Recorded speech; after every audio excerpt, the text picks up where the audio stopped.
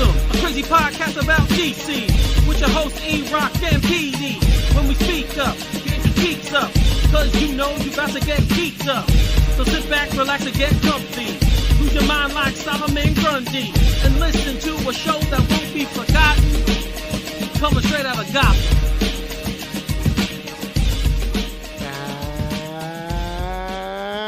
And hello, everybody out in Burbank. Welcome to another episode of Straight Outta Gotham, episode 98, the greatest year in the history of baseball, 1998. We are a fandom pop culture podcast and a proud member of the Batman Podcast Network, hosted by Batman on Film. Make sure you check out all the other great shows on the network by heading on over to BLF, clicking that podcast drop down, and checking out the buffet of top-notch content from some of the most knowledgeable people in this space.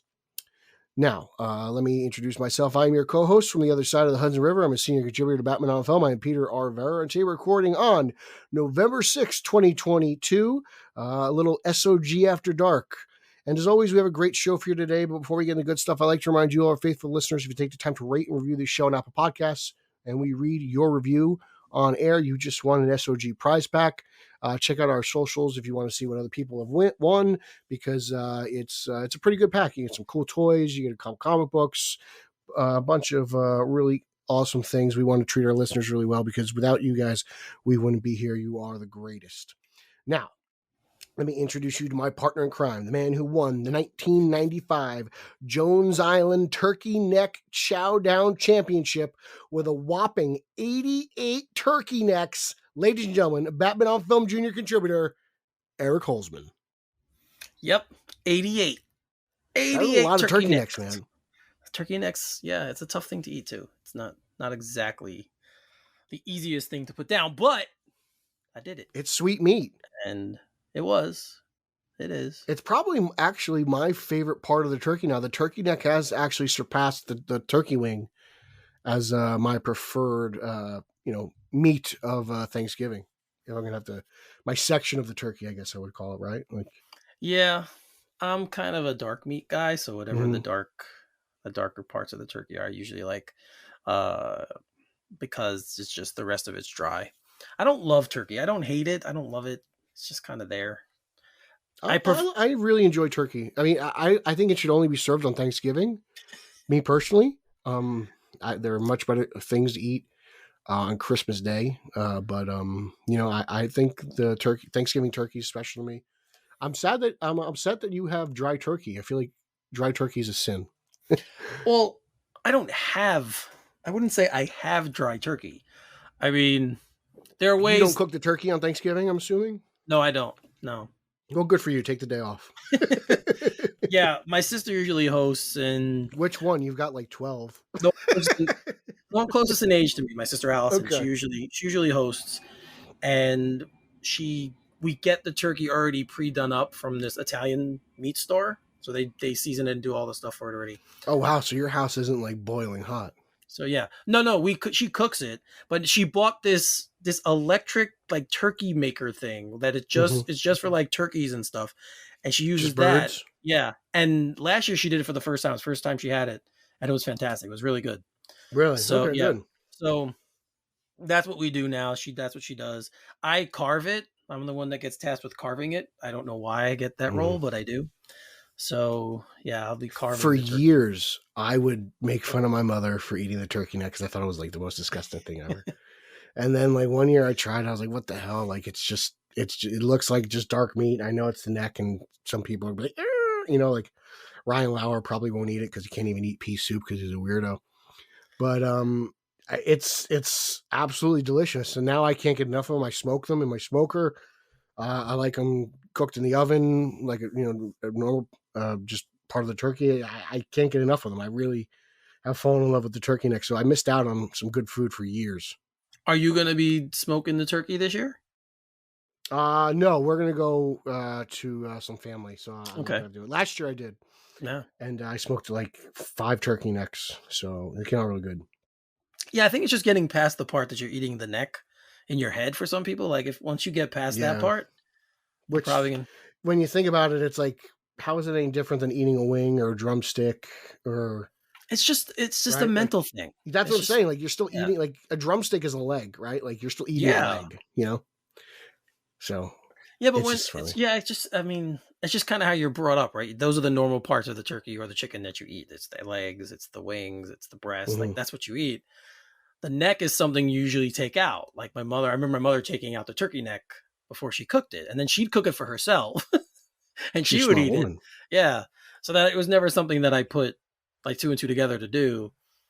But it's not bad. It's again, No, it's a mental thing. I actually love It's it. a mental thing. It's crazy. I don't eat that much turkey on Thanksgiving, to be honest. I usually eat like the two wings. Like everyone knows I dig the wings, so I get the wings and the neck, and that usually does it for me. And then I'm all about the casseroles. I think we need what's it called? What was I gonna say? Oh God, I just lost my train of thought. That's terrible when that happens. You're thinking about having Casey Walsh on so we can bash Thanksgiving. Yeah, that's true. Every year he Our does. November tradition. He comes on and we talk about how he doesn't eat turkey. But he'll make it. Yeah. He'll cook Thanksgiving dinner, but he hates the turkey. I don't know, man. I love turkey. I actually do. I think it's it's definitely like a once a year thing for me. Well, it's coming. It's It'll not. be We're here. only a few weeks away now. You know what else is coming? What? In less than a week. What? I very well may be in the same building as Hasbulla. That's right. UFC 281's coming to New York. I will be there, and fingers crossed, my man's going to be there too, and I would love to get a picture with the pop culture juggernaut that is Hasbulla. Yes, if you don't make that happen, if you don't do everything, you do everything in your power. Talk to the right people. I don't know who you need to talk to, but talk to them. See about getting to meet this guy because you deserve to meet. I love Hasbulla. I didn't even know who he was until you told me about this guy. And he's fascinating. He's literally like the eighth wonder of the world. I'm not fascinated by him. I'm more fascinated. He's incredible. Yes, I'm fascinated by your fascination of him. Oh. So just talking about him makes me all warm and fuzzy inside.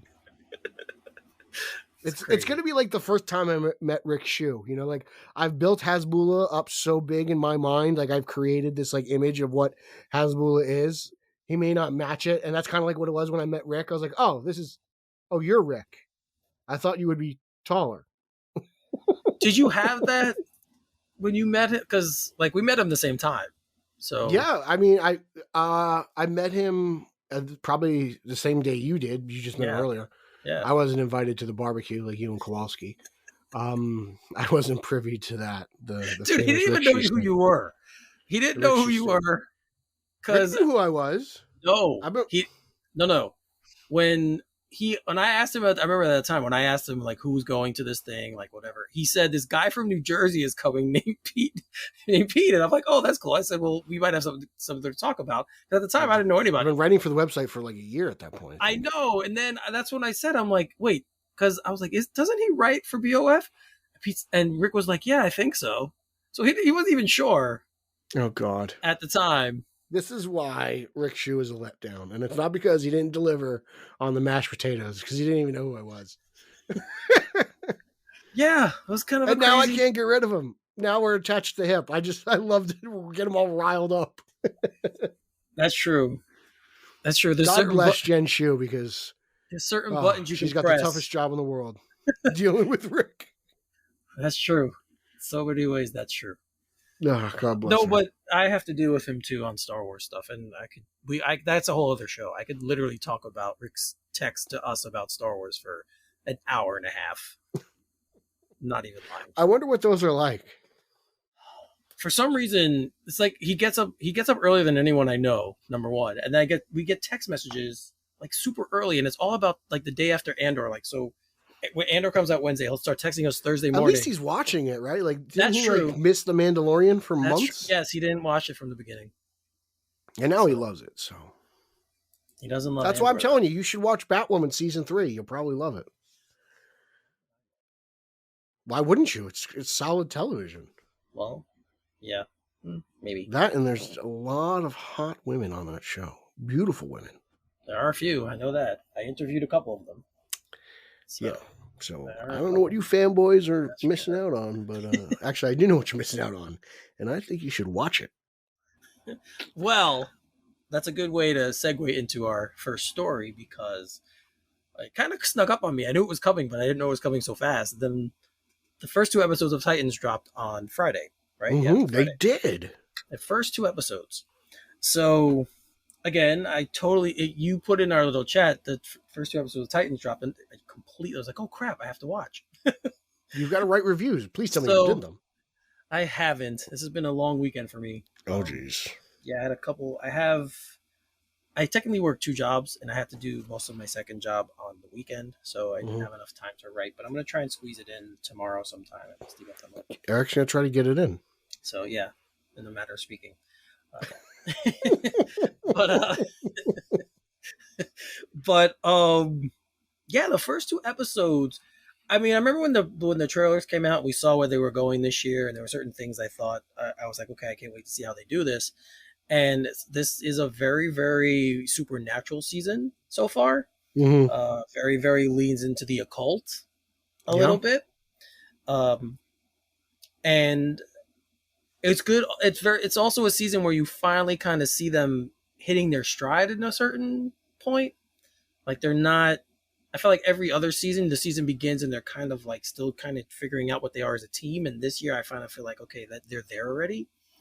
So we get a lot. You don't think they hit that stride at the end of last season? I thought they did that last year. Yeah, kind of like going into this year. I'm just saying the beginning of the season. We're not dealing with like last year. Obviously, Jason was going crazy, right? Like that's how it started last year. So this year, we kind of have the team is there. They are the Titans now. Everyone's trying hitting their stride and what their role is within the team. So I feel like we had that there. Corey is much more mature now. Her and Dick seem to be kind of on the same level in a certain respect. They both kind of now respect each other, and they're kind of the co-leaders of the team. So there was a lot of that going on. Without getting into the whole thing, I really love what they're doing with Raven, with Tegan Cross' character. Raven, I thought, was fantastic in these first two episodes. She has grown the most for me. So just really quickly, I don't want to talk too much about it because I'm sure there are people who haven't seen it, and I don't want to ruin it for them. But I enjoyed the first two episodes just because it's something that is different, even for this show. And the show has done a lot of different, but even for this show, it's even more different than what I was expecting. So are we not going to delve into spoilers here? I mean, if you want to, we can. If you want to, you can. Okay. So at this point, if you guys, I'm gonna talk spoilers. We'll put spoiler warning on the show art, so it'll be clear and addressed. I know Eric's probably saving things because he wants you to read his reviews, and we've got other topics to talk about. So spoiler warning. Fast forward or pause and whatever. I was a little let down. I'm not really feeling this storyline. The whole blood occult. It's going to be a slow burn. I could feel it already. And I feel like that's kind of what Titans is. I feel like it takes them a while. Last season, I wasn't into the last season until a lot of the Red Hood stuff happened. I felt like it took me a while to get into it. This seems to be the Superman season. 2 episodes in. Last season seemed to be the Batman season.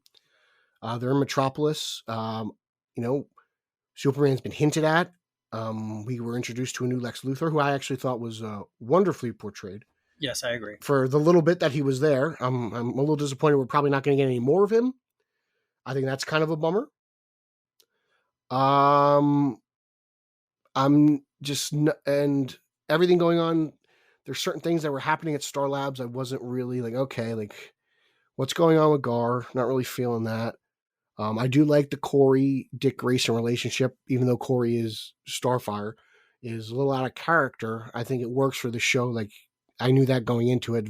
She started off as a hooker in season 1, so this is a very different portrayal. It's definitely not for kids if that's what you're going to complain about. Yeah, she's a little older, right? Older than what we're used to. So yeah. I enjoyed everything with Lex and Connor. I thought that stuff was brilliant. it's the main villain has got to win me over, and so far they haven't. And it'll probably come, but right now it is a slow burn, and I'm sure, like I said, as the show gains momentum and carries on, I could see myself enjoying it because that's usually what happens with this show.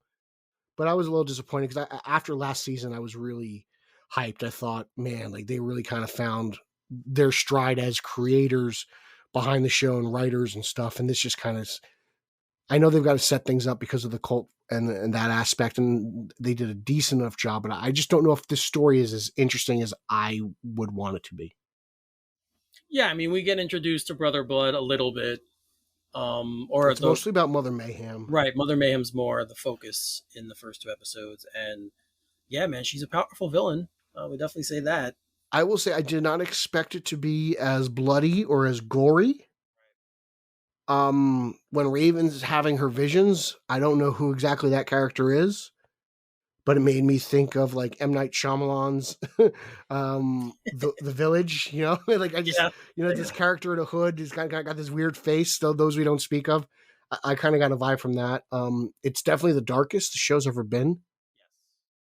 So they're clearly going in a different direction, but I'm interested to see what happens. And there's a lot of Metropolis stuff that they've teased, and I'm curious what's going to happen. Are we going to see another Superman? I think that is a very strong possibility.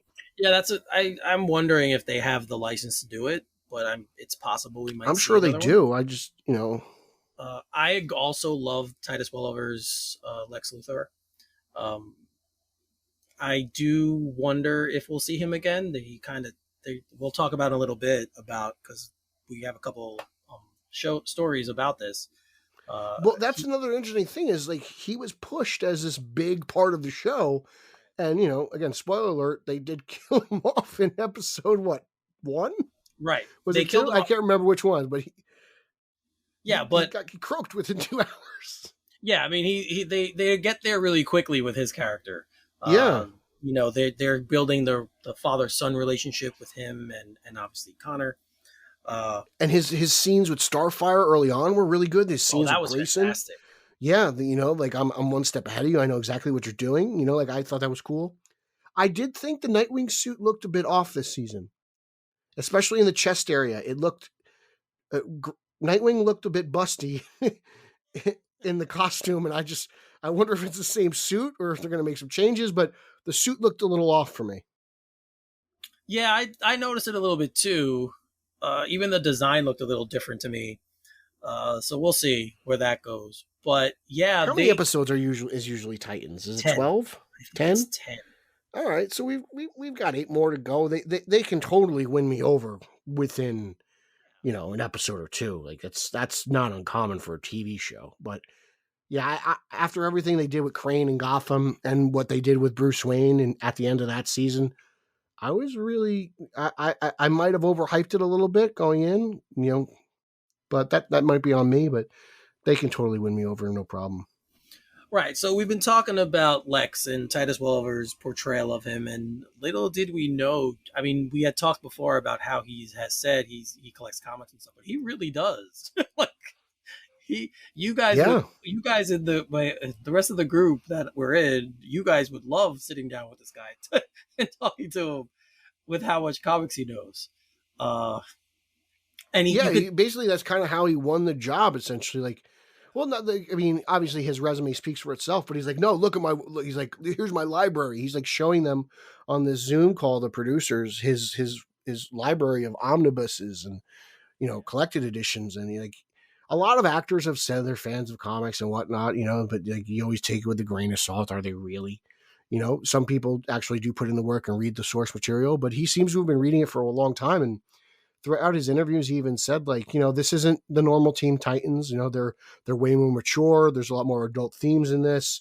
They're not they're not kids. They are adults. So that show gets treated as such. And, everything he said really kind of won me over. That's why I was kind of bummed out that they killed him. Yeah, they kind of addressed that too in one of the articles and one of the pieces that we got this information from about, what's going on for the future. And he's kind of ambiguous about what could possibly happen. he says, this has to do with the occult, and he goes, it's also it's a comic book show, so you never know. Guys could still be, he could still be alive, or he might have clones because Lex has all these clones. So maybe it wasn't really Lex. So he definitely, for that answer, he leaned into his comic book knowledge because that's what he gave. So maybe we will see him again. I kind of hope we do.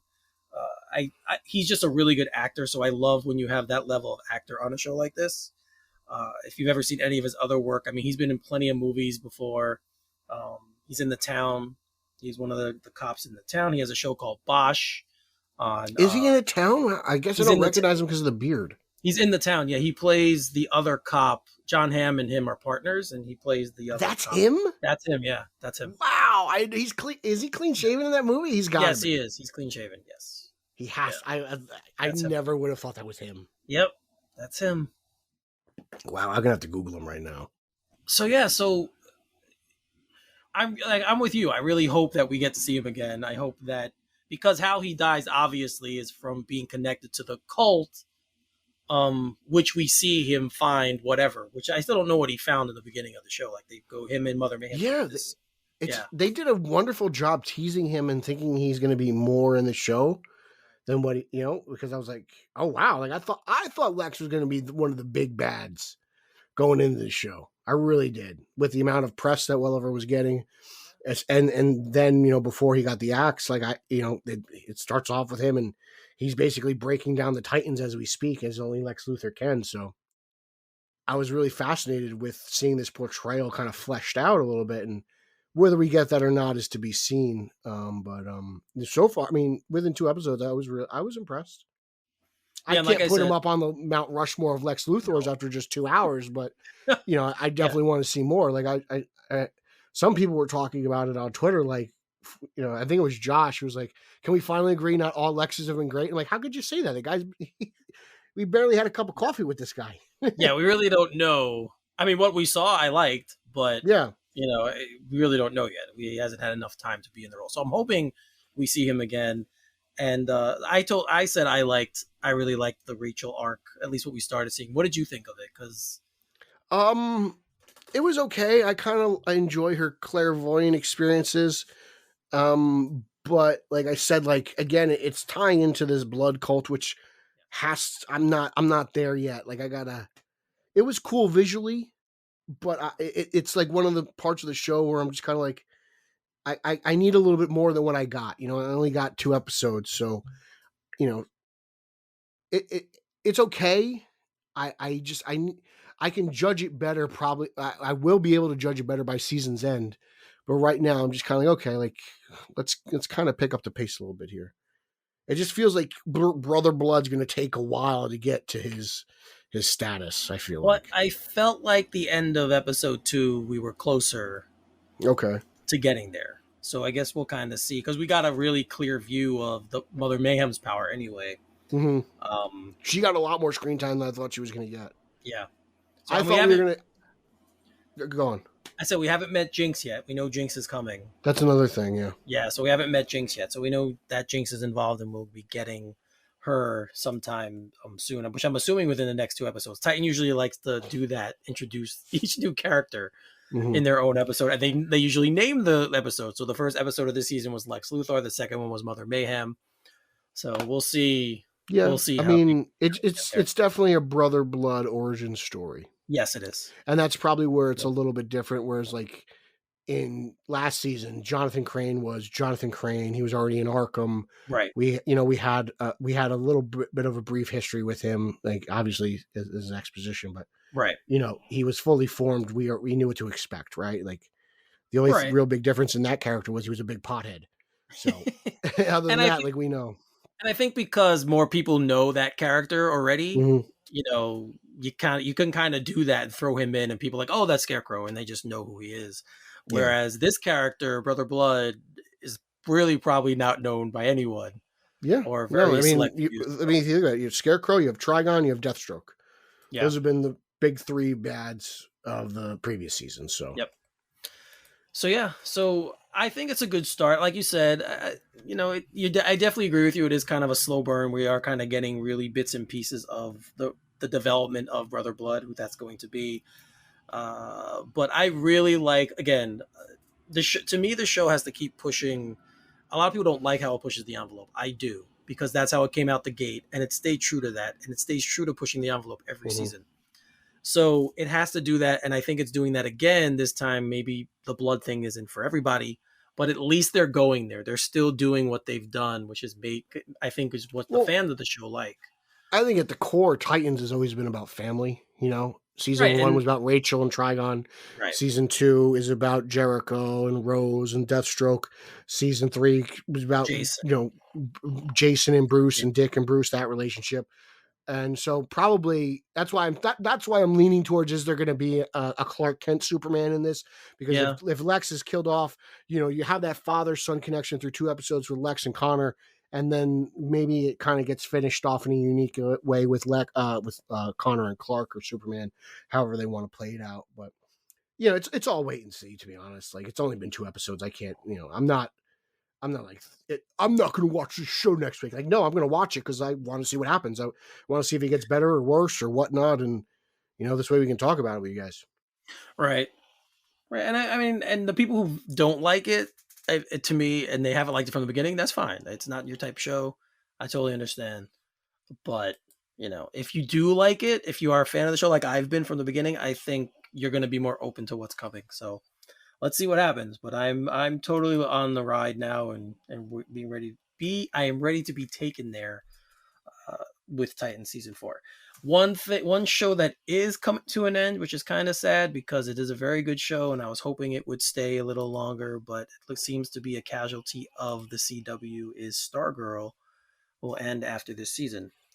So, as we know, the show was kind of in limbo. We weren't really sure what was going to happen. When it didn't get announced at first that it was going to be the ones that was going to end, we all thought, oh, maybe it's going to hang on, but unfortunately not. So, this was Jeff Johns' baby. It's Jeff Johns' creation. It was based off his sister who died. So Jeff Johns spoke and he released a statement. He said, Stargirl has always held a special place in my heart for many reasons. With all the brewing changes at the network, we were aware that this was possibly the last season.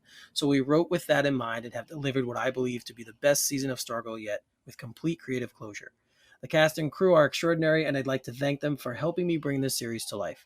Breck embodied Courtney in every possible way, with grace, strength, and humor, exceeding my wildest expectations. I am grateful to WBTV and the CW for giving us a home to tell this story and to honor my beloved late sister, and I'm beyond thankful to the press and fans who have always championed us for the 3 amazing seasons. Most series never get this far. We couldn't be more proud of our show and the fan community it's built. So, Pete, what do you think? This is a bummer. I really thought this was going to be one of those shows that I would hope would make the shift over to HBO Max. Mm-hmm. To be brutally honest, I think this is probably, in terms of DC television, out of what we recently got from seasons 1 through 3, I think you could rank this up there with quality of Peacemaker and Watchmen. I think it's been consistently that good. I know those other 2 shows only had 1 season, but I think their 3 seasons have been superb. It's been a wonderful passing of the torch show from older heroes to new heroes, and even reintroducing those older heroes back into time and continuity, bringing them back. So this was, it's a bit of a bummer. It was kind of scratching that Green Lantern itch I had, seeing Ted Grant, Wildcat, in live action was a dream come true for me. The girl who plays Yolanda does a fantastic job as Wildcat as well. So there's a lot of characters that I've really loved to see. Even Jakeem and the what's the name of the pen thing? His little wizard, like that was just wonderfully done. It's a bit sad, but I got 3 really good seasons. I can't wait to see how this season closes out. I hope they go out with a huge bang. I really do, because it's been a lot of fun, and I've really enjoyed it. Well, if they're bringing back Batwoman for the final season of The Flash, why don't they bring her in too? There actually have been numerous rumors that Stargirl will appear on Titans. Okay.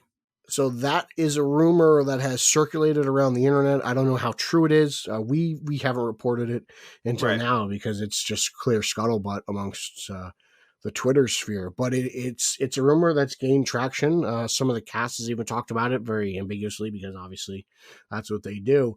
But we'll see what happens. That would be an interesting thing. I know John Wesley Shipp is reprising his role as Jay Garrick from The Flash on Stargirl. Right. So we'll see where that plays out. But, and we'll talk about this later on the show. It seems that DC is seemingly trying to find one path instead of having multiple. Things are changing. So I imagine, obviously the CW got sold. Now they're trying to focus on what is a younger audience, because apparently the average age of a CW viewer is 58 years old. I can't believe that. And they want to do what I believe I think they want to lean a little bit more towards unscripted content. So I guess that means more reality TV for a younger audience. So for all of you who are tired of hearing me defend and champion the CW, I imagine you'll be very pleased because I'm not going to have to do that anymore because it's not going to be around. So there's still Gotham Knights. I imagine that'll get one and done. Just because, that's everything else is getting canceled. I just imagine, it's funny how that is that able to not get axed, but Batgirl did. So that just means Gotham Knight's already better than Batgirl. Well, I don't know about all that. Probably. You've never seen either, so you can't. Probably had a smaller budget. That's probably they probably have the same budget. I would hope not. I would hope a film would have a little bit more of a budget than a show. Yeah, but you never know. Streamer.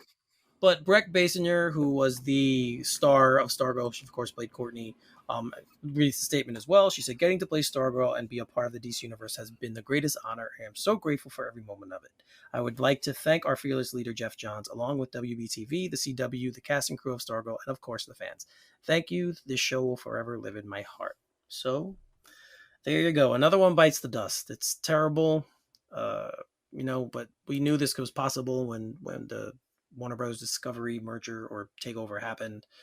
And here we go. So that's all right. I mean, we got 3 seasons out of it, and I keep encouraging people to watch it because, Family Guy got brought back at one point, so we'll see what happens.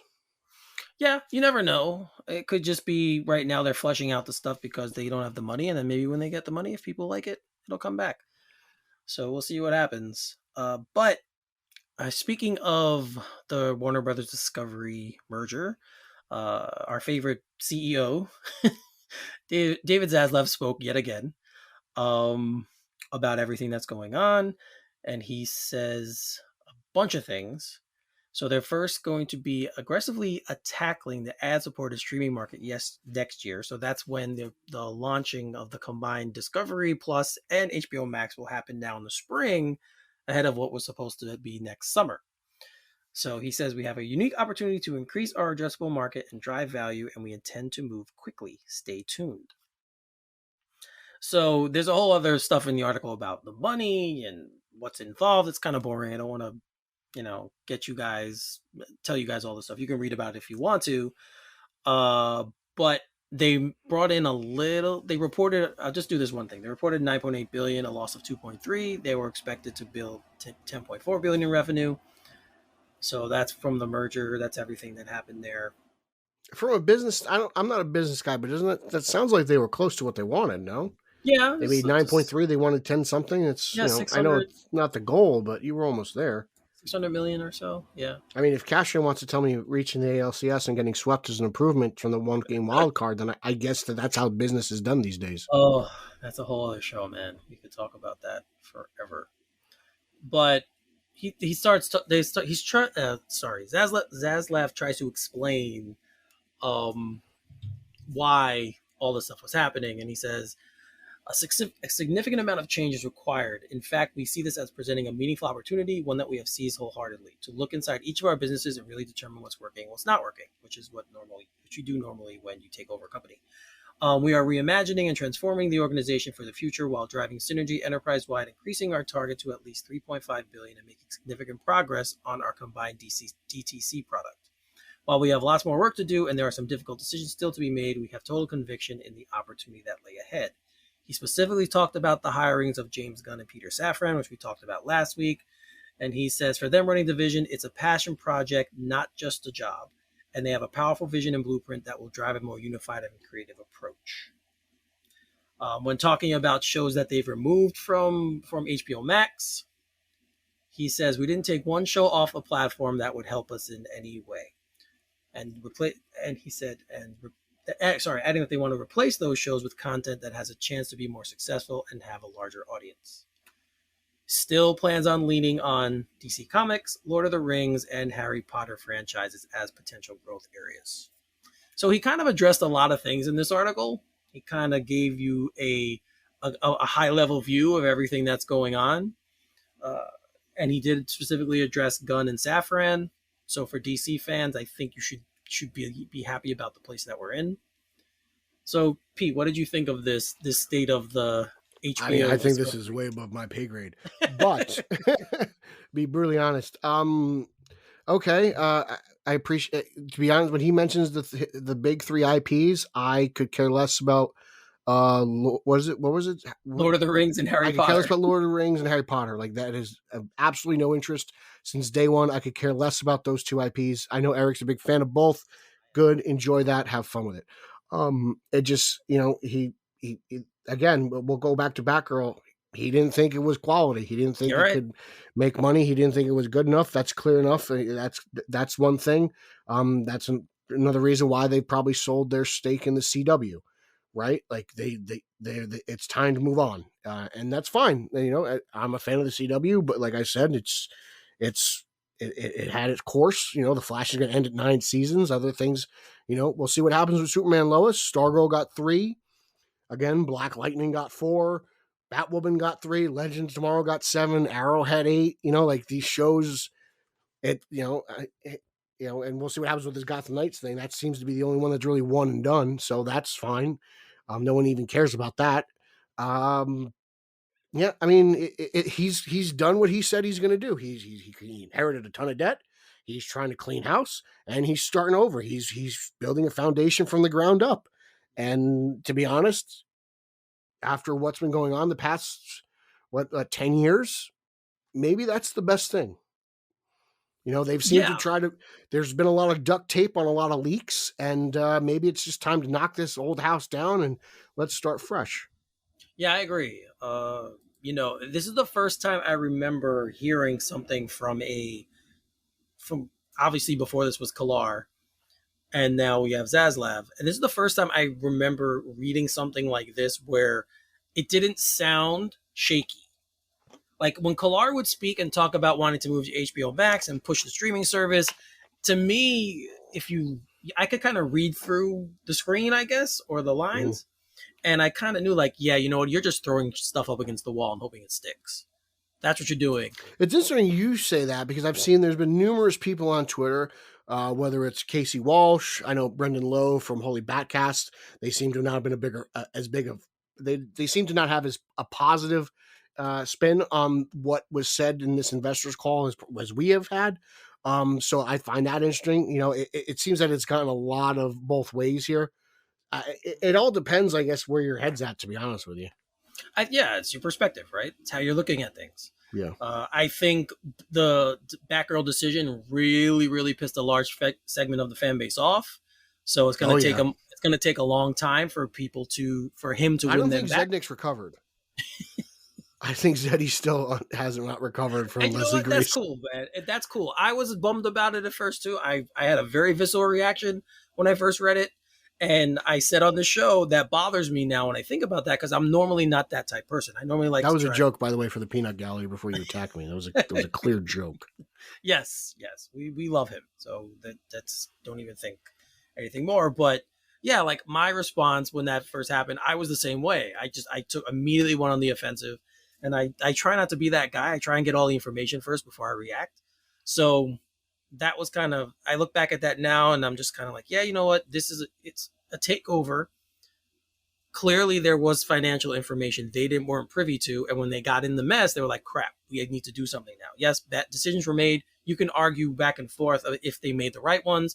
That's not for me to say. Like you said, it's above my pay grade. I don't have that kind of knowledge on how Who to am I run. to tell them how to run their studio? Right. And I've never run a studio, so I have no idea how to do it. But we're past that point now. You got to move forward, and that's what they're trying to do. So yeah, I just think a lot of DC fans, particularly, have been outraged because it seems like there's been one regime change after another. there has You know, been. and you know, one promises you one thing, then it comes, and then in comes the next. They want to do things differently, and that's what happens. You know, like everyone wants to bring in their guys. There's never a chance, a time when, you know, the new boss comes in and he's like, oh, the status quo is working. No, that never happens in any aspect of life. Everything, whenever the new boss comes in, he's going to shake things up how he wants in his image, in his vision. And, you know, we knew this was going to happen.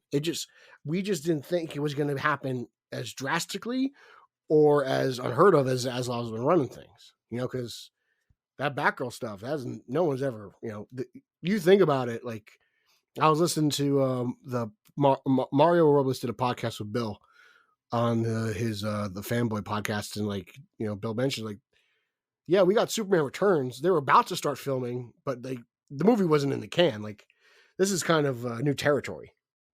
Yeah, no, you're right. And anytime, like you said, anytime a company, there's a sale, the reason that company was sold is for a reason. And clearly the decision to push everything to HBO Max and push the streaming service blew up in AT&T's face. And that's why they sold. That's why they're looking for a buyer for. Oh, AT&T couldn't wait to cut and run. Yeah. So, I mean, this is going to happen. And we know that. And yeah, like I'm done thinking about the past now. We have this, we have it, we have something going forward. And I'm not the only one looking forward, because the new co-head of DC Films tweeted something out just today. And I'm talking about James Gunn, who we know is so gracious to fans on social media. He interacts with people all the time. He's interacted with me before. So it's really, really cool that you could tell he actually cares about what the fans think. And he should interact with your Aquaman.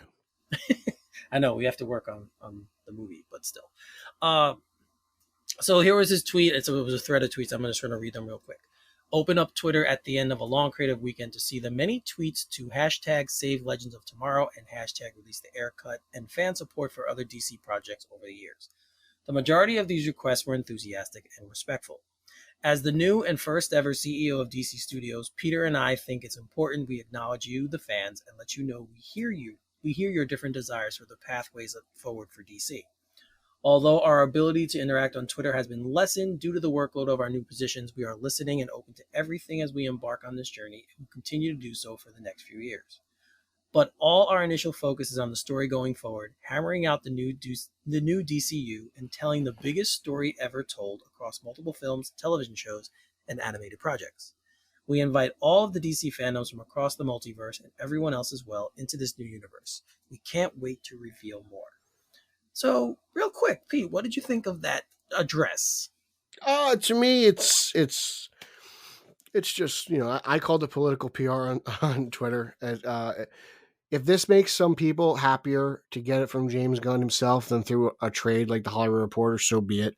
I would have had no issue if it came through a trade, to be honest. I mean, Hamada's done interviews with trades. Sarnoff has done it. Kalar's done it. Like they, you know, these people who have been running the ship under the old regime have done in the past. So to me, this is no different than just, this is the DC State of the Union. You know, I'm glad he said we're moving forward.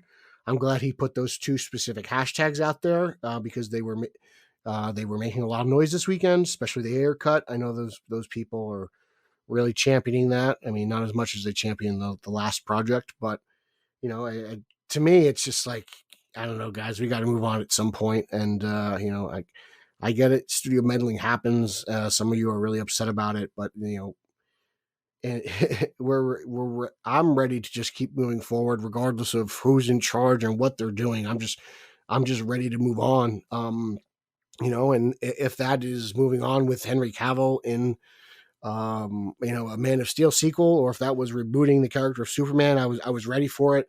Again, I'm not going to tell them what to do. I'm just here to just enjoy the content they create. And if I don't enjoy it, and that's fine. And I can critique it on a critical level without sending anybody a death threat or calling them a snake. It's It just is what it is. I appreciate him taking the time. To me, it's not a big deal. I'm still in wait and see mode because God knows what's going to happen within a year. I just don't know. Projects are going to come to fruition. Some projects will not. Some projects will be announced. Some projects won't be. It's cool. Thanks, James. But I'm just going to take it with a grain of salt until I see something. For me, the next thing is what? Shazam, The Flash. What's the next movie coming out? That's where my concern is. That's where my focus is. I'm not worried about, some people are all about the 10-year plan. I need the 10-year plan. I'm more I've got so much going on in my personal life. I'm just worried about the next movie. I'm looking forward to the next episode of Stargirl before it ends. I'm looking forward to the next episode of Titans. That's where my head is at right now. I can't think that far ahead because you want to know something? My train could get derailed on my way to work. And then, you know what? I'm not going to see any of it. So therefore, I'm just going to enjoy what I can. If that's too grim for you, I'm sorry, but that's the God's honest truth. I can get hit by a bus tomorrow. The 10-year plan doesn't affect me. But it's just, I'm just going to focus on what I have and what I can watch and what's coming. And that's that. But if for those of you who've been asking for this stuff, for those of you who need it, I'm happy you got it. I'm glad that he has seemed to settle some things, but moving forward, do I think movies, TV, and animated are all going to be connected? No, I don't think they're all going to be connected. Well, I just don't. I think it's good. I also don't know either. Well, yeah, that's true. We don't know that, but I think it's good from a standpoint of this is how he's always interacted with people. And he's, like I said before, he's always been good to the fans. Mm-hmm. So the fact that he chose this forum to do this kind of address, I think is great because he's bringing it right to people. He's not trying to do it through an editor's lens, through a magazine, or like I said, we talked before we came on air. A lot of times when you agree to do these interviews, you have a list of things you can discuss, a list of things you can't. This was just him tweeting, and I thought it was great from that perspective. I agree with everything else you said, though. It's very much, I don't want to say damage control because there's nothing really to control to me. The way I look at it also feels like his inbox just blew up all day because people are talking about the air cut and he's just like, hey guys, I heard you, but it's enough for moving forward. Whatever. I don't care for about that point. I don't care what made him do it. He did it. That's fine. It's out there now. And people are mostly positively responding to it, which for this studio, hey, that's good. That's good news. That's true. It's a rare W. Right. And you look at it again, we were talking about what's coming in the future. We already know the next year film-wise is kind of set. Aquaman is supposed to come out Christmas Day next year now, right? Aquaman 2. Mm-hmm. So we have a full year now, a little over a full year now of projects we know that are supposedly coming. The Flash still might get pushed back. We don't know. There's kind of up in the air with that news, but we know Shazam's coming. We know The Flash still currently is coming next summer, and we know Aquaman's coming the end of next year. So to me, it's post that point. Whatever happens going, so we're basically talking starting 2024. That's where it picks up for me with their kind of leadership. Yes, we might get animated projects between now and then. Yes, we might get different things on TV. I don't know. But that to me is the starting point for what's going to happen with Gunn in the future. So I think it was important that he put the greatest story ever told across multiple films, television, and animated projects, because a lot of people want that, number one. And number two, it doesn't back you into a corner. So they can do what they want. It's vague. It's very vague. It doesn't back you into a corner. If you do include animated projects, which I think would be different, even though Marvel does it with like What If and things like that, they've kind of done that. But still, I think it'd be cool to have that element in here because their animation is great. Most of their animation I love. So you want to do that? Fine, go ahead. But yeah, just a very, very welcoming everybody in on a social forum that most people use, most fans hatch your stuff out on. I thought was a brilliant PR move, like you said. And it's not something that we've had before from anyone. So if you're a DC fan, I think you should be feeling good right now, but still, like you said, to kind of take things with a grain of salt. It's very early. And like I just said, we really don't need to worry about things until after next year. I'm not going to be really that worried about them even after next year. I think these two guys are more than capable of pulling this off. I mean, Yeah, and they have the full I thought support. Hamada was more than capable of pulling it off. You know, people want to pretend like he didn't have a plan, but we already knew what it was. You know, if you want to ignore the truth, that's up to you. You can live in your little bubble. But it's just, it is what it is. Like, he's a studio head. Now he's a studio head now. You know, he's going to be front and center of this. So this is probably not going to be the last time he speaks on this issue. Right. You know, and he's definitely going to be the public face, right? Safran will probably be the behind the scenes guy. Gunn is going to be the one out in front of this. But like, there's still projects like The Batman, which seems to be in its own world. Joker, which seems to be in its own world. You know, while they seem to be streamlining things, I don't know, or I wouldn't expect I wouldn't expect Joaquin Phoenix to merge with an existing shared universe, right? Especially since we were teased to the Joker in The Batman. Like, it's clearly a different guy. They look nothing alike. Right. I think that's going to be considered like the Black Label stuff. They may not call it that, but that's going to be considered, and they're going to be in their own little sphere. But everything else, I think, might touch each other at some point. And look, we don't even know what's going on, man. Like, it's going to take them a year to get their projects under their belt, right? Like you said it before, like the old regime still has films that are coming out. You know, they have nothing to do with, you know, the Safran Gunn era. This is a brand new era. Things are starting over from scratch. And, you know, like, again, if you needed to hear this from James Gunn, you got it. I hope this makes you feel better. I wasn't losing any sleep before. I'm not losing any sleep now. Like I said, these guys are more than capable of doing this. Safran has his shared universe of horror movies over at New Line with the Conjuring stuff, which I've loved. He produced Aquaman, he produced Shazam, he produced Black Adam. Like, it's the guy makes movies I like, as does James Gunn. So we'll see what the two of them can do together. We've got a little bit of it. We have a taste, you know, and don't forget, like, during the whole press tour for the Suicide Squad, Peter Safran was the one stressing this is a reboot. It has nothing to do with the previous movie. That came from him. So we'll see what he has to say now, because as a co-studio head, he's a part of making all the decisions. So it's just wait and see. But if you needed to hear this, I hope this makes you feel better. Yeah. I mean, I didn't need to hear it. I didn't even know it was coming. So that's the thing. I was at work, so it didn't bother me. Yeah. I was watching football, so I had no idea this was coming. It was great, though. It was great in a way. Like I said, just because of the forum he chose to do it in is how most of us consume this information. So it was really cool to see it there. Like, to be honest, like, I read his tweets a few times, and I was like, do I really need to comment on this as just as a fan, as a podcaster? Like, do I need to address this? Like, to me, there wasn't really much said until like the fourth tweet when he said we're moving forward.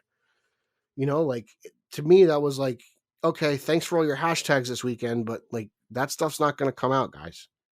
Yeah, that's kind of how I took it. Like, I just again, like you've been spamming me all day about these two things, mostly about the Ayer cut, but like, I'm moving forward. You know, like, I know he has a good relationship with Ayer. You know, like, I know that they both are very supportive of each other's films, right? Even though, you know, Gunn kind of took the Suicide Squad from Ayer.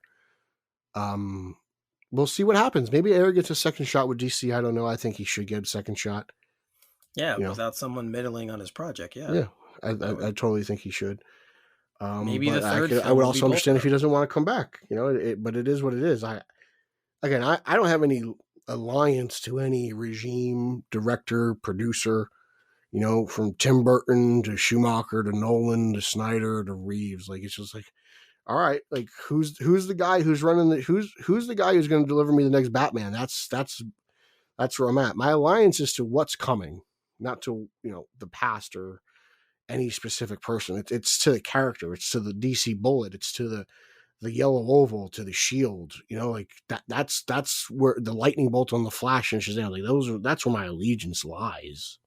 And within the characters themselves, not with the people who create the characters, because as soon as they're gone, it's on to the next. Like, that's it. They're just like athletes to me. Yeah, I agree. And you like some stuff, you don't like other stuff, and then someone gets another shot. Yeah. That's how it the works. 17 I enjoyed the 17 Yankees more than the 2022 Yankees. There's some holdovers there. It always comes back to baseball. It always comes I'm back just putting in a reference that I understand that hopefully somebody else will get. Like I like the 95 Devils more than the 2021 Devils. Like it's just fair. It's fair. That's just how that's how I can relate to it. That's just me. Yes, but one thing we can all relate to is Superman and what he means to most people. I mean, merely to all people, in my opinion. The one character who, for me, has always been told mostly the same way is Superman until recently. But Henry Cavill, as we know, is back. As we told you guys last time, he is back and he'll be playing Superman going forward. A couple of stories came out that kind of bolstered this. To me, he never left.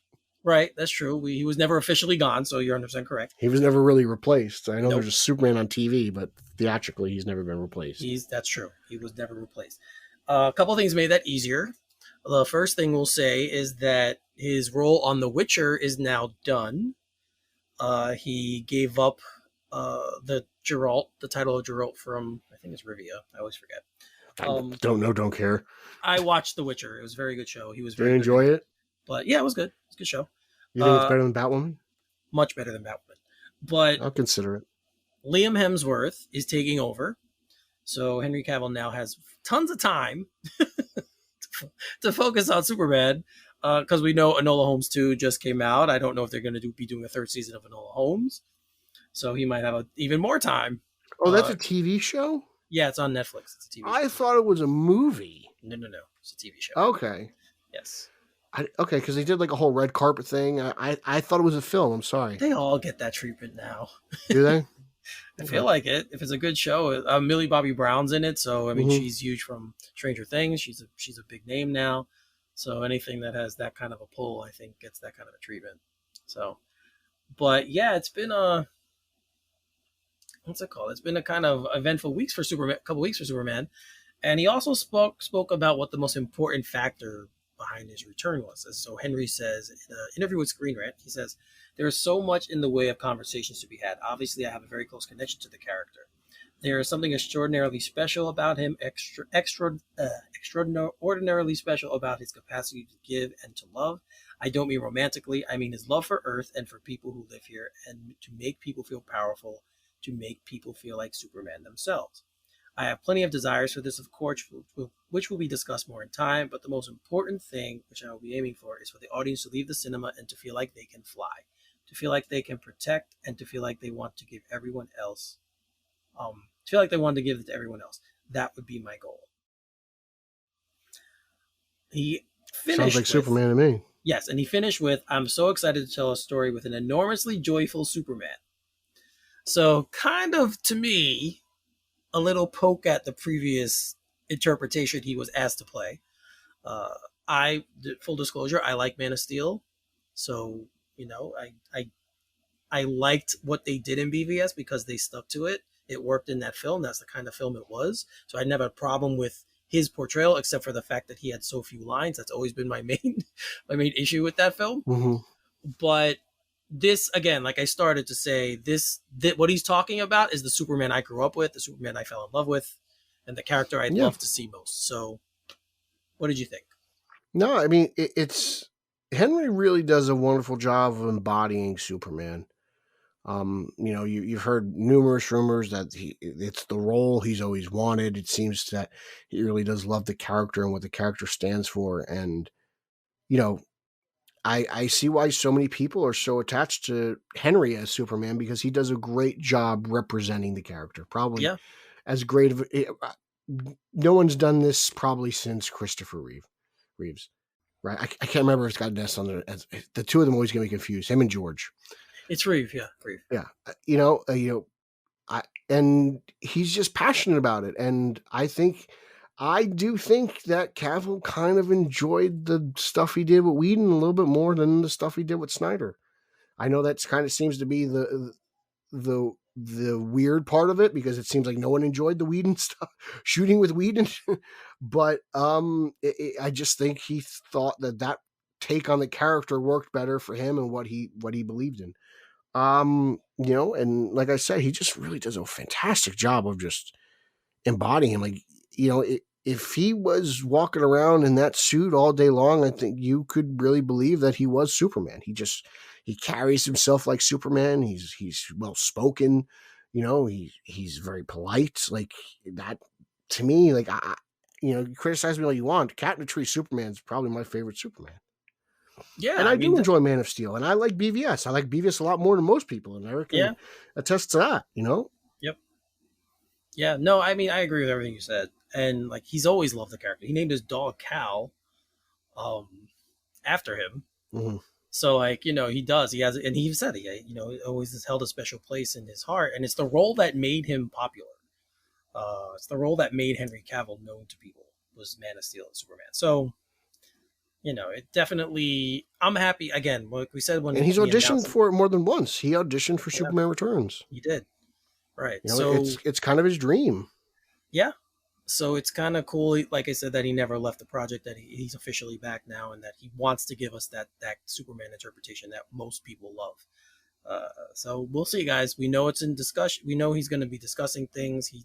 He also said that he can't wait to sit down and talk to James Gunn. To hash it out, talk about going forward with what they want to do with the character. He's got to. It's his new boss. Yeah, so it's going to be fun to see how this thing unfolds going forward. But I, for one, was happy to hear that. So we'll see what happens and what they do finally decide on doing in Man of Steel 2 or Superman 2 or Superman Reboot, whatever they're doing. It's going to be cool to see. So we do know his character appeared kind of in the first Shazam. It was him, but it wasn't him. And so we finally have confirmation that Shazam 2: Fear of the Gods has wrapped. So David Sandberg, he tweeted out on Instagram. I think it was IG. Yeah, I think it was Instagram. Put on Instagram, there's a picture of Billy or Shazam holding the staff that he got the powers from. You see him up in the air. And then it says, finish now for a little time off. See you in theaters in March.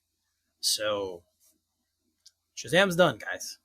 Yeah, I actually think they're going to destroy Citizens Bank Park.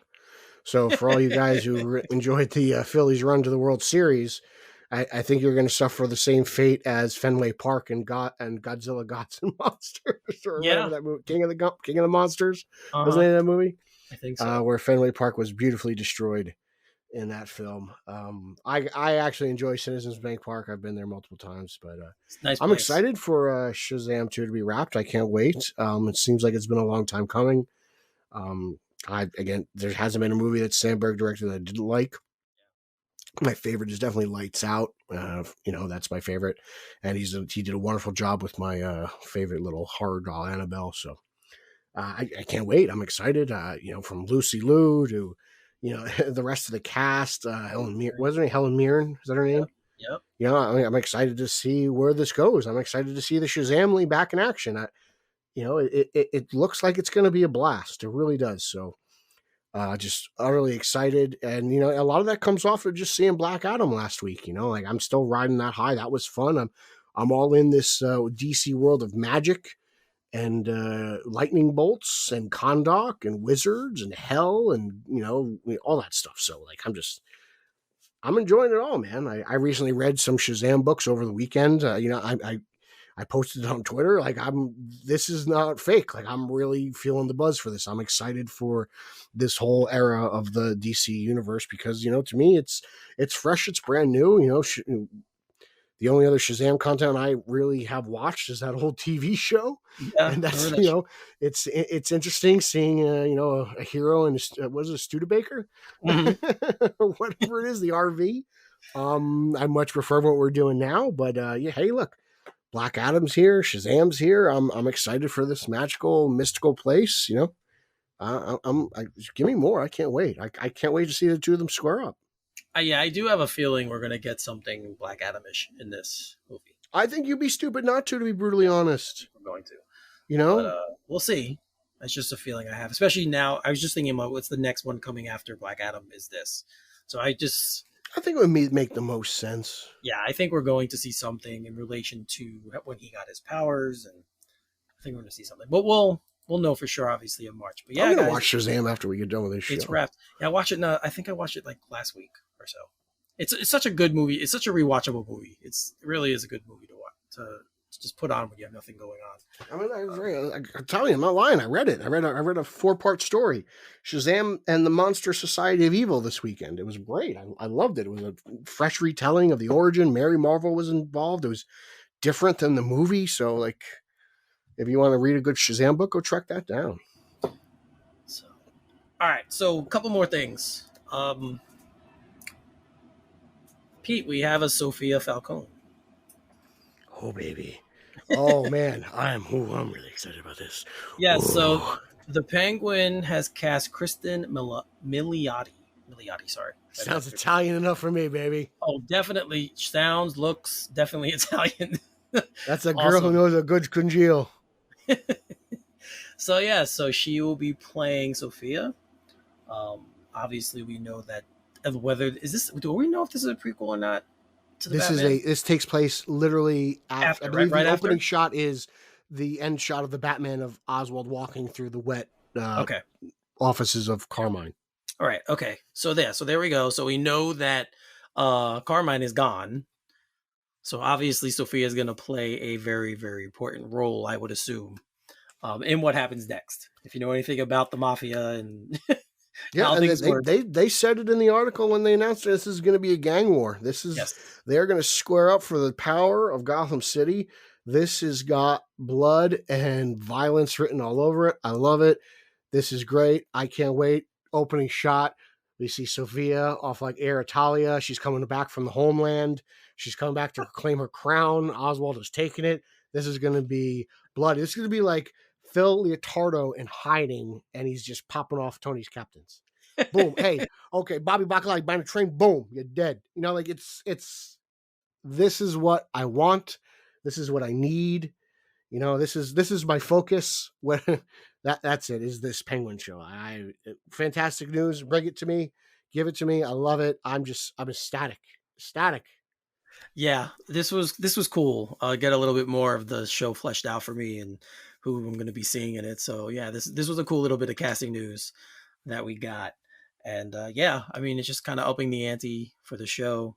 It is one of the shows I'm really, really anticipating. Mm-hmm. So just because I loved Colin Farrell so much in the Batman. Oh, hey, Jenny Slick. One of my favorite things about the movie was him and his portrayal. So yeah, so I'm really looking forward to this.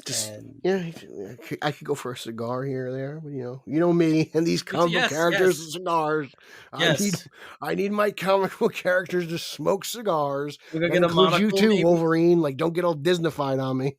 Get a monocle, maybe, or I don't know. Yeah, take a top hat. I'll take an umbrella. Toss it in there a little bit. Yeah, it'd be pretty cool. So we'll see what's coming. But cool little bit of casting news.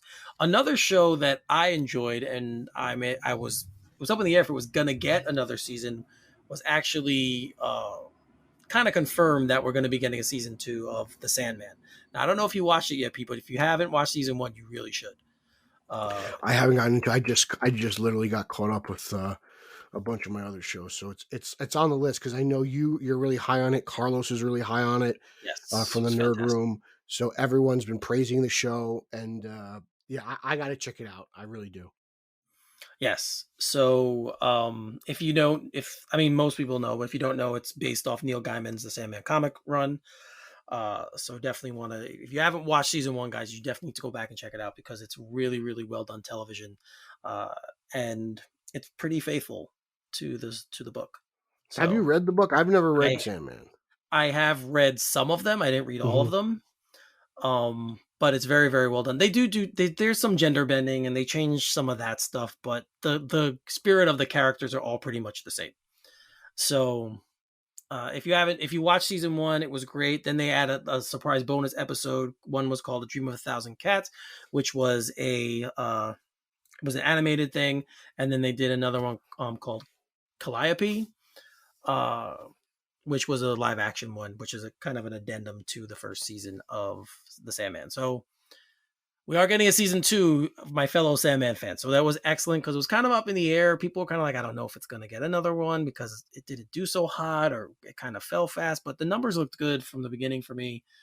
So we will see. But it was a tweet on the DC Comics official page, and then they pulled it down, announcing that it'll be back. Yeah, they said it was canceled at one point, and everyone got all up. I mean, as fandom does, they all went up in an uproar. Yep. So I'm very, very, very, very happy to hear this. This was a fantastic show. So looking forward to that. Another bit of news. We're going to switch a little bit to Marvel now. We're going to close the show with some Marvel stuff. Another bit of news we got. If you guys enjoyed What If, I did. I thought What If was very well done. Kind of gave another layer to the MCU, and it kind of added to what we finally got from in Doctor Strange and Multiverse of Madness. Because that Doctor Strange episode, we already got a little bit into that what they did in Multiverse of Madness. So it was a very cool little thing to see. But one of the things about Thor Ragnarok I loved, because I don't love the movie, but the only thing I liked. Yeah, I loved Kate Blanchett's Hela, and she is going to be in season 2. Kate Blanchett will be returning as Hela in What If. So I'm excited for that. Literally, the only thing I enjoyed about that movie was Kate Blanchett and Karl Urban. They were the only redeemable qualities in that film. I think that film's absolutely horrible, especially with what it did to the Hulk.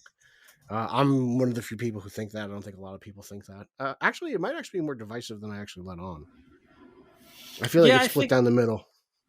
I think people who it was the first Thor film that kind of pushed the comedy really, really front and center. Mm-hmm. And if you don't like that version of Thor, then you're not. That's kind of, I really did love Love and Thunder, though. So that movie blew me away with how good it was and the meaning behind it and what I thought. I went into it expecting to not like it, and I was totally wrong. I really enjoyed the hell out of that film. I think that movie, if you don't love the comedy, there's so much deep emotional stuff in it too. Yeah, there's a lot of stuff that happens with Jane, right? Yeah, so there's enough there to pull you into the more serious side if that's what you prefer. And so that's why I think that movie is so divisive amongst fans. Love and Thunder. But I mean, I liked it more than Ragnarok too, I'm not gonna lie. It was much more better for me. Blanchett was great. I'm glad her voice talents are not going to be wasted. I'm glad she's coming back because I was really impressed with everything they did in What If season 1. From what they did with Boseman, even Jeffrey Wright as the Watcher. I believe Michael B. Jordan was one of a few actors who came back. Some actors didn't, but a lot of guys did. And I think they did a good job mixing and matching too in season 1. Like there were certain points where I couldn't tell who was coming back and who wasn't. I was like, is that Robert Downey Jr.? Like I was like, is that voice? I can't tell. They did a good job. I thought I was really impressed with What If season 1. What If season 2? I expect big things, and I'm glad she's gonna be a part of it. And we got one of your big problems with MCU Spider-Man in What If. He does mention Uncle Ben. Yeah, Uncle Ben is addressed more than just initials on a briefcase. Yes, he's actually brought up. So yeah, I really liked what they did with What If. I thought it was very well done. Again, a cool way to kind of flesh out other stories and to add more depth to some of the characters. It was really well done, and so I'm looking forward to this season 2. And anytime Kate Blanchett in anything is worth watching. So just hearing her voice, it's going to be awesome to see her. She looks really awesome in that latex horn outfit. She's really hot. I can't lie. She's a beautiful woman. She was awesome. She was awesome in the movie. And one of my favorite Marvel villains. Definitely one of my favorite Marvel villains. So definitely one of the better villains. I wasted in that movie, in my opinion. Yeah, a little bit. I would have liked to see that be more of the conflict. Not all the Hulk stuff. Just have her and Loki and Thor kind of have a family battle. I think that might have been a better way to go, but they didn't. So whatever. I released the Hela cut. Yeah, if there's another version of that lying around, we want to see. Yeah, release that. I don't care. One other thing we got in What If was the last true performance of Chadwick Boseman as T'Challa in his episode, in the Black Panther episode of What If. And Ryan Coogler recently spoke about what the script would have been if Boseman had not tragically passed away. So this is what Coogler said. He said the tone was going to be similar. The character was going to be grieving the loss of time, coming back from being gone for 5 years after Thanos' blip. As a man with so much responsibility and so many coming back after a forced 5-year absence, that's what the film was tackling. He was grieving at a time he couldn't get back. Grief was a big part of it. So to me, that I'm not interested in any more blip shit, man. I'm kind of I'm glad that the story was changed. I'm glad they didn't still do that. I'm sad that Boseman's not attached to this anymore for obvious reasons. But I don't know. I'm done with the blip. I'm ready to move on. No Way Home was my last bit of blip. That was it. I'm ready to move on past the blip because I really do think that a Namor T'Challa, story, two kingdoms clashing, that's way more up my alley than whatever this blip thing would have been. So we'll see what happens. But I don't know if it would have changed that part of it much. I think it looks like from what we've seen from the trailers, obviously I don't know, we haven't seen the movie yet, but it looks like from what I've seen from the trailers, the mourning part is the first part of the film, and then everything kind of evolves from that. So maybe it would have been something similar, but then Namor still would have been involved. I don't know. Again, he doesn't go that far in depth to what it would have been, but that's where I'm thinking. So it might have still been the same. Those two might have still been involved. But obviously with Boseman's passing. Yeah, but honestly, I'm done with this blip. It's happened. It's done. It got a movie. It got a sequel. It's been mentioned over and over and over again. I'm done with it. I'm done with the blip. I'm done with Tony Stark. I'm ready to move on with the MCU. So, if you guys haven't already, there's actually a podcast called Wakanda Forever that started last Thursday on November 3rd. We're recording this on November 6th. We started on the 6th. It's the 7th now. But we started recording it on November 6th.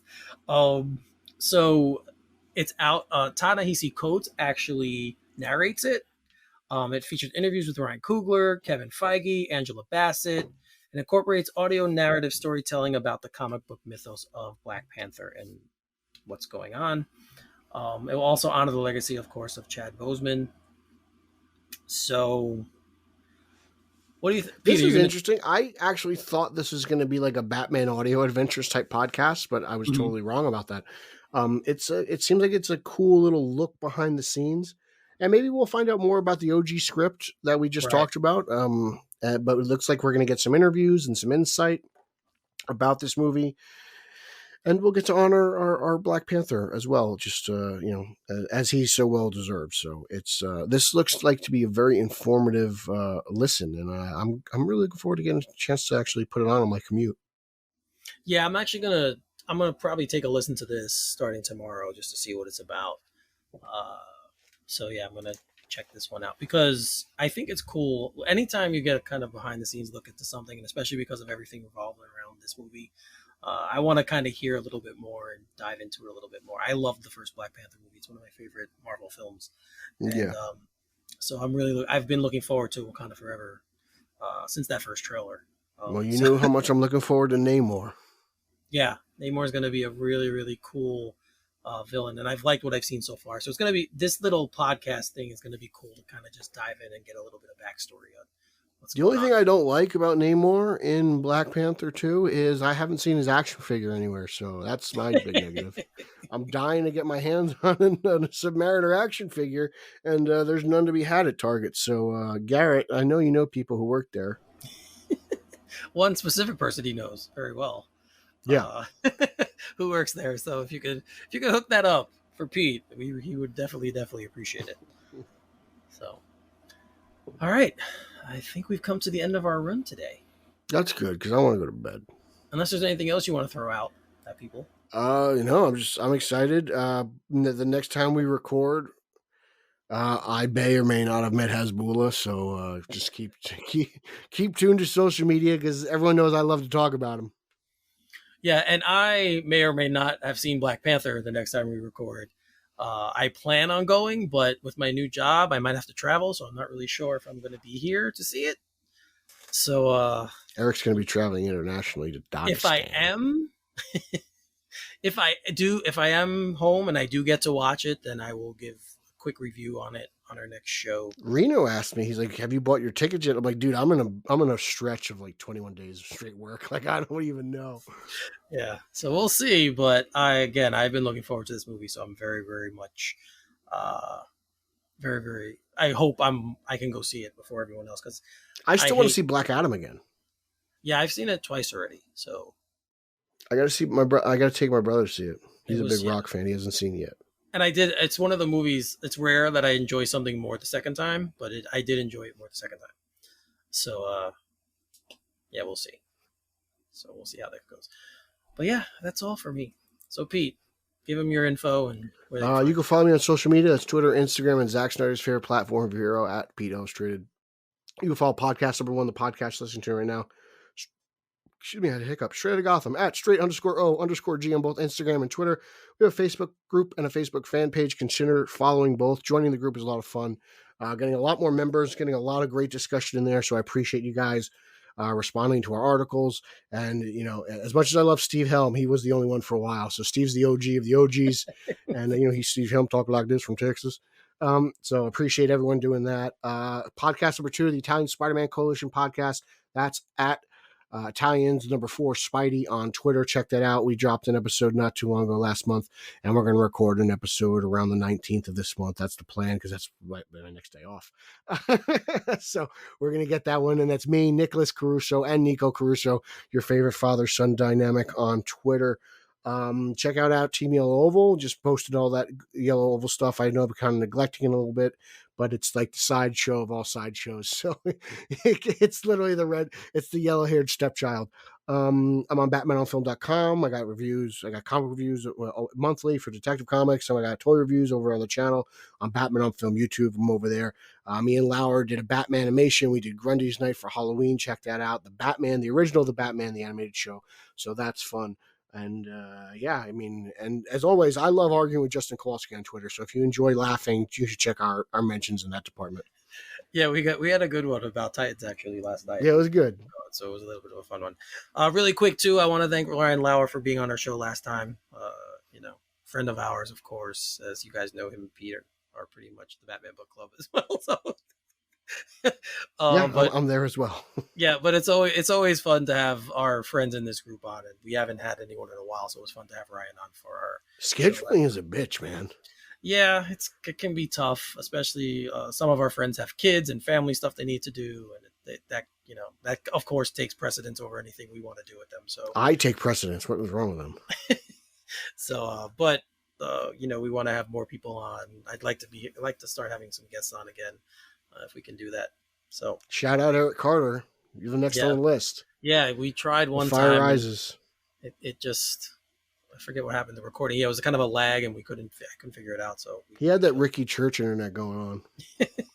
Yeah. So, but yes, we definitely want to start getting more guests on. And if any of our fans out there want to give this a try, see what it's like to be on a show, let us know. We'll talk about that too. We'll talk about. You just got to have the right equipment. Yeah, that's it. Really just like with a lot of things in life, you just have to have the right equipment. All right, you guys know where to find me at Finally33, Finale33 on Twitter. Same thing on Instagram. As Pete mentioned, go on Facebook. Check out Straight Outta Gotham, our page, our show pages where we have all the information. The podcast is posted there. The group is where we have discussions on all that information. That's basically the difference between the two. You guys can check out my other podcast if you're a fan of the New York Knicks called All Nicked Up. On Twitter, it's also at all_Nick_up. How are they doing? They're 4-4, I think. I saw Brunson the other day was impressive. They finally got a real point guard. He looked good. He looked good. He looked better than I thought he would. Yeah, they still can't defend the 3-point shot, though, so that's kind of killing me. But, whatever. We'll see what happens going forward.